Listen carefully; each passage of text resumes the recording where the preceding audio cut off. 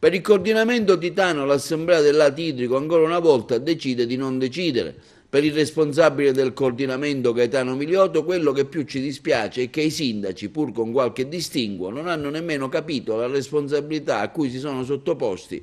non attivando, per come da noi richiesto correttamente, gli strumenti idonei a neutralizzare gli effetti giuridici, non esclusi quelli aventi carattere penale, della diffida sul pagamento richiesto agli utenti sul canone di depurazione, nonostante l'acclarata mancata depurazione delle acque reflue in provincia di Agrigento. I sindaci ieri hanno fatto proprio le disfunzioni del passato, non marcando una vera e propria linea di confine su ciò che è stato e su ciò che sarà. Sull'Assemblea sentiamo il parere dei sindaci. Ci stiamo battendo in attesa che si formi il nuovo governo regionale, sperando di avere un interlocutore attento, come sicuramente sarà, perché i problemi che riguardano la nostra provincia e i nostri paesi sono abbastanza seri e vanno affrontati con cognizione di causa e con puntualità. Speriamo di dare risposte ai cittadini anche attraverso l'impegno della Regione. Lei nel suo intervento ha rimesso in discussione per l'acqua pubblica il rapporto con Siciliacque.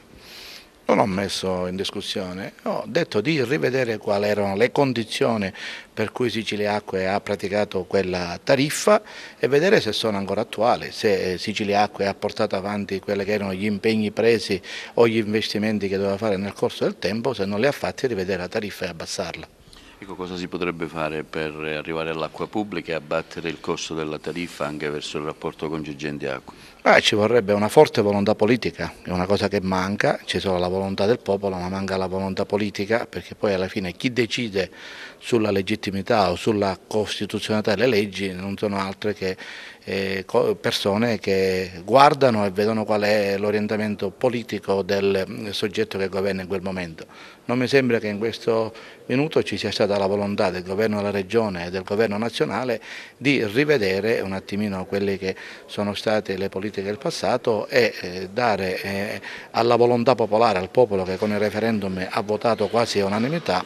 di passare di nuovo in mano pubblica la gestione delle acque. Il nuovo governo regionale di Musumeci potrà fare qualcosa in questo senso secondo lei? Se non ha un appoggio forte del governo nazionale io penso proprio di no, bisogna partire da un governo nazionale forte che voglia dare di nuovo volontà al popolo che già si è espresso e poi a cascata arrivare fino alle regioni.